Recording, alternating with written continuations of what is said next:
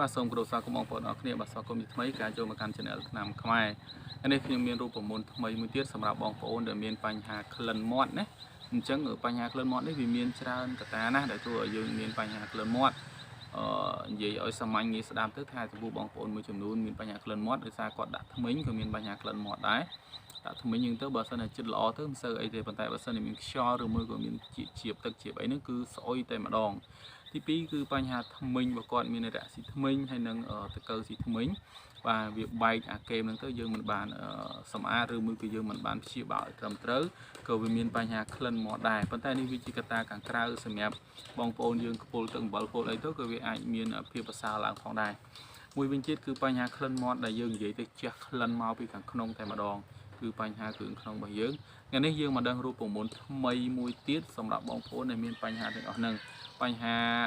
ក្លិនមាត់មកពីជះពីខាងក្នុងហើយនឹងក៏ដូចជាបញ្ហាក្លិនមាត់ពីខាងក្រៅផងដែរ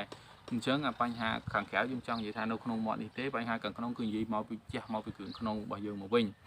អូខេអញ្ចឹងគឺមាន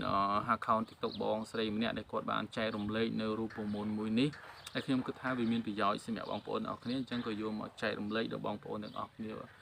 មើលបន្តផងដែរបាទអញ្ចឹងគឺយើងប្រើ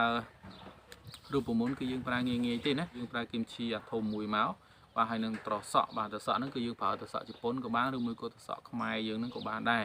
បាទនៅក្នុងវីដេអូហ្នឹងគាត់ប្រាប់ថាឲ្យប្រើត្រសក់ជប៉ុនអញ្ចឹងណាហើយទី3គឺយើងប្រើម្នាស់បាទយើងយក3មុខហ្នឹងបុកលាយបញ្ចូលគ្នាទៅហើយយើងពិសាបាទយើងពិសាជារៀងរាល់ថ្ងៃមួយថ្ងៃ2ដងយើងនឹងទទួលបានប្រសិទ្ធភាពតែខ្ញុំក៏បានចាក់បង្ហាញវីដេអូគាត់នៅក្នុងវីដេអូរបស់ខ្ញុំផងដែរខ្ញុំនឹងបង្ហាញពុកម៉ែបងប្អូនអរគ្នាមើលអ្នកមានចំហាយក្លិនមាត់ពីក្នុងមកកុំភ្លេចមើលវីដេអូនេះណាឥឡូវយើងធ្វើជាប្រភេទ detoxing វិញម្ដងដែលបងប្អូនអាចញ៉ាំបានជារៀងរាល់ថ្ងៃហើយ detoxing របស់យើងគឺវាមិនត្រឹមតែជួយបំបត្តិក្លិនមាត់ទេគឺវាជួយលាងជាតិពុលចេញពីក្នុងរាងកាយរបស់យើងដែរអញ្ចឹងបងប្អូនគាត់តែញ៉ាំវាមួយថ្ងៃ2កែវពេលព្រឹកមុនអាហារហើយនិងពេលយប់មុនចូលគេងមួយថ្ងៃ2ពេលណាទីផ្សាររបស់យើងគឺមាន3មុខមានម្នាស់មានគីមឆាយ